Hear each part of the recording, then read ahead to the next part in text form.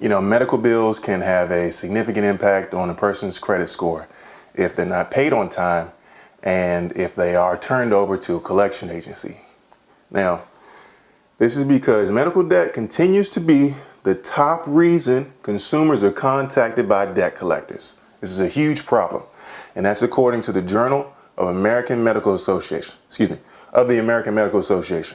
So if a person uses a credit card to pay for their medical bills, it could also have a really huge impact on their credit, and we'll talk about that in a minute. Now, in the past, unpaid medical debt could remain on a person's credit report for up to 7 years. But there have been recent changes to how medical debt is reported, right? So all of this great stuff started in last summer. On July 1st, 2022, paid medical collection debt will be removed on credit reports as of that date. This is a significant change because in the past, medical collection debt could stay on the person's credit, as I mentioned, for 7 years, right? So unpaid medical debt will still appear on your credit report, but it'll take longer for it to appear. It'll come up from 6 months to a year for it to show up.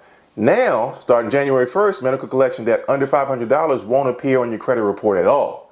So these changes to medical debt reporting have been made by all of the big three. You know the big three: TransUnion, Experian, and Equifax, right? So these credit reporting agencies have made these changes in an effort to improve the accuracy of credit reports and, provide a more holistic view of a person's credit worthiness. Now, medical debt is often caused by unexpected expenses, right? It's like an injury or an illness or something like that. And that's not an accurate reflection of somebody's ability to make their financial obligations. So the removal of paid medical collection debt from credit reports, that's going to allow people to better demonstrate their credit worthiness, and it may help them improve their credit scores, which is what we're talking about here.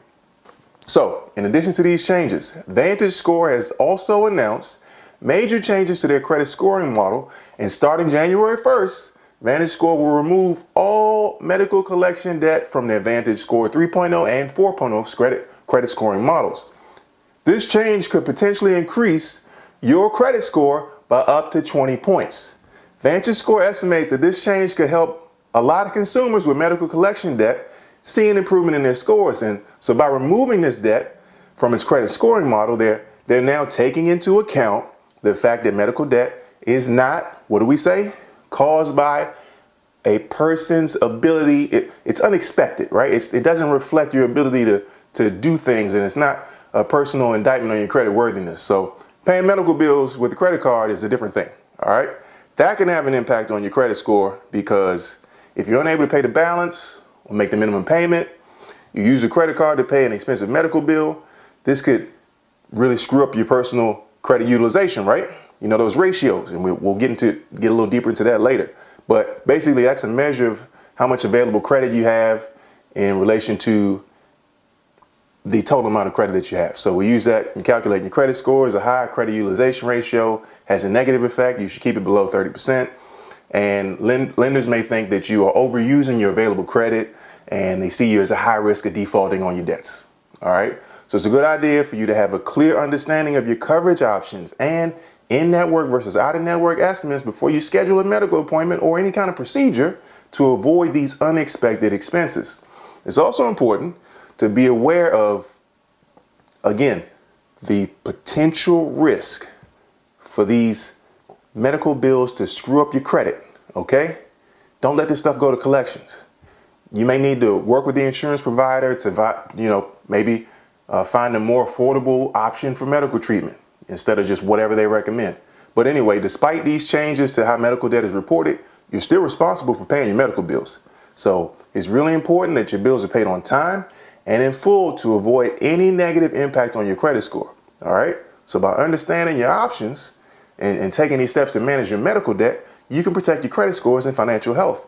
And if you're one of these millions and millions of people that already have this debt, you may look at your credit score today or tomorrow and see it went from a 650 to a 670. I don't know. Because these changes have started to take effect since January 1st. Obviously not January 1st, that was a weekend, that was New Year's Day. But if you look on your report, you had issues with medical debt before, or you had some old collections or something like that, it may be wiped clean, all right? And then the period that it takes for your score to go up. It could happen this month, but it could happen anytime within the next 3 months. So look out for that boost. That's legitimate. That's free. You didn't have to do anything to get that. That's just the regulation now. So congratulations to you. All right. So if you know anyone that has medical debt, going through the collection process or anything like that, tell them to hold up. Maybe give it a second thought before they decide how they want to proceed. You may not need to pay it, depending on where you are in that process. If it's 6.5 years old, I don't know. But this is a great opportunity for you to make a real assessment here, because again, these things are not going to stay on as long as they used to. So maybe you can do something else with that money that you were saving up to try to knock this stuff out. And if you have questions about what the status of that medical collection data is, contact the credit bureaus, okay? TransUnion, Experian, Equifax. Ask them directly, because this is something that they're supposed to do. And maybe send an email to, if you can find it, send an email to someone at the Vantage Scoring Agency just to make sure that everything is up to date. Or better yet, send something with a letter, because you want to have things in writing. Don't sign that letter, though. That's a whole nother conversation. All right, I'm getting in the weeds here. Do you have medical debt? Is this something that you've experienced? Did you find this helpful? Let me know. I want to hear about it in the comments. We always want to learn. This is a community. We want to be sharing information with each other, okay? If you found any of this useful, if your credit score has gone up 20 points, like the video, share it, subscribe. We're going to have more coming for you, all right? We're learning. We're growing. Let's get with it. See you next time.